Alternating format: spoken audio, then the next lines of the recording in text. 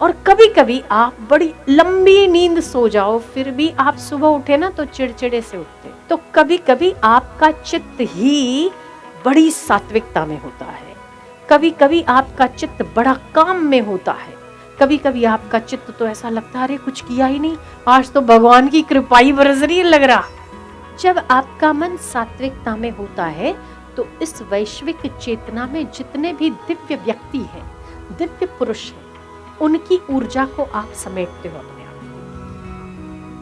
और जब आपका मन रजस और तमस में होता है, उस वक्त बेवजह, बिना किसी वजह के, आप अपने मन की असात्विकता, राजसता और तामसता, उस प्रखर उन सात्विकताओं को पार कर उसकी प्रखरता में होती है।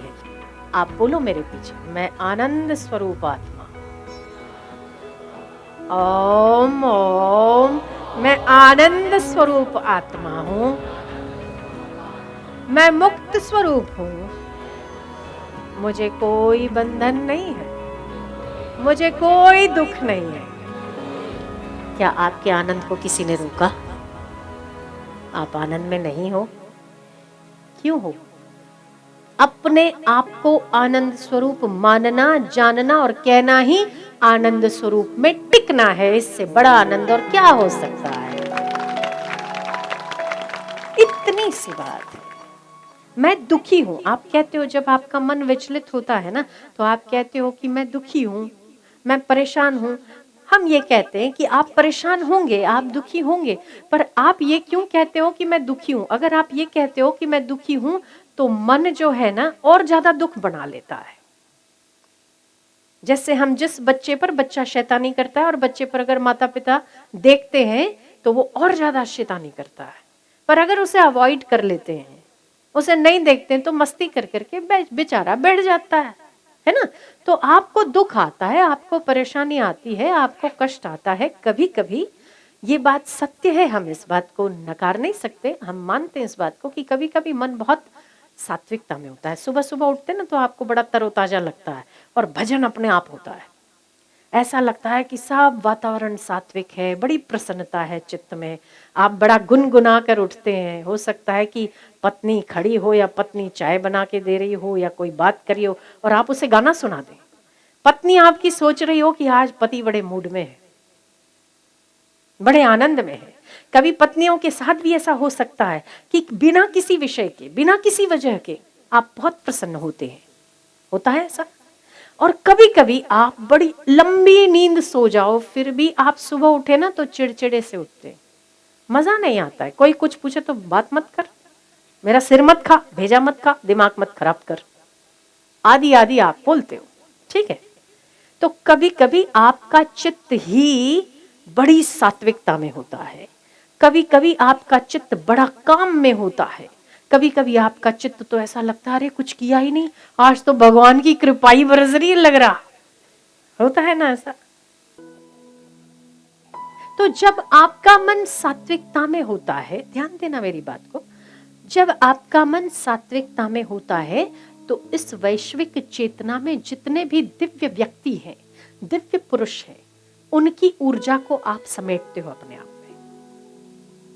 और जब आपका मन रजस और तमस में होता है, उस वक्त बेवजह, बिना किसी वजह के, आप अपने मन की असात्विकता, राजसता और तामसता, उस प्रखर उन सात्विकताओं को पार कर उसकी प्रखरता में होती है।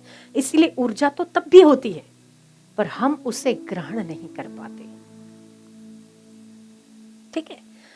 अब ये मन का स्वभाव है, या हम तीन गुणों से, मनुष्य कभी सात्विकता में रहता है, कभी राजस में रहता है, कभी तामस में रहता है। ये मन का गुण है। अगर ये मन का गुण ना होता तो आपको मजा भी ना आता, आपको अच्छा भी ना लगता।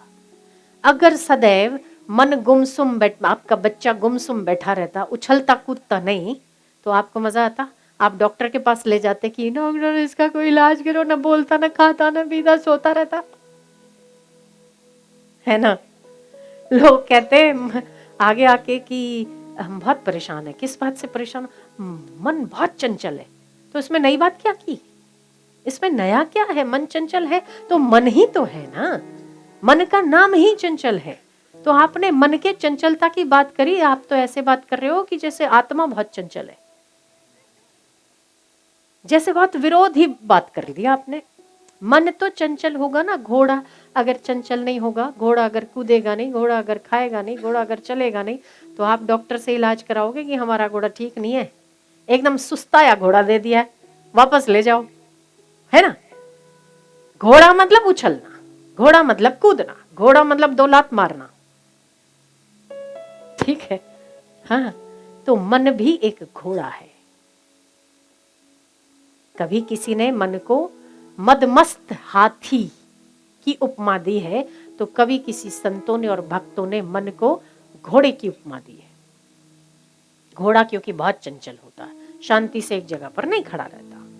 तो मन है तो कभी सात्विकता में रहता है, कभी रजस में रहता है, कभी तमस में रहता है। मन का काम मन को करने दो। आप कहो कि मैं तो आनंद स्वरूप हूं ना, ये जो हो रहा है वो मन में हो रहा है, मुझे आनंद स्वरूप में नहीं हो रहा। बस आपकी खुशी अभी है, इसी वक्त है।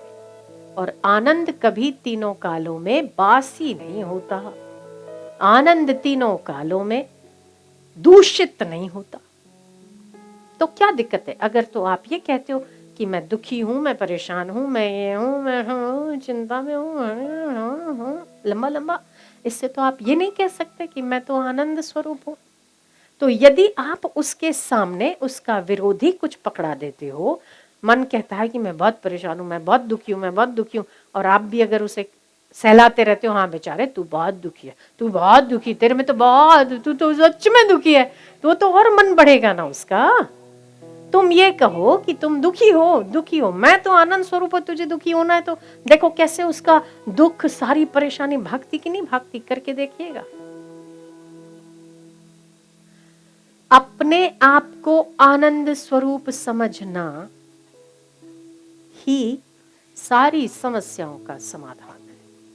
ये तीनों कालों में उसमें दुख होता ही है।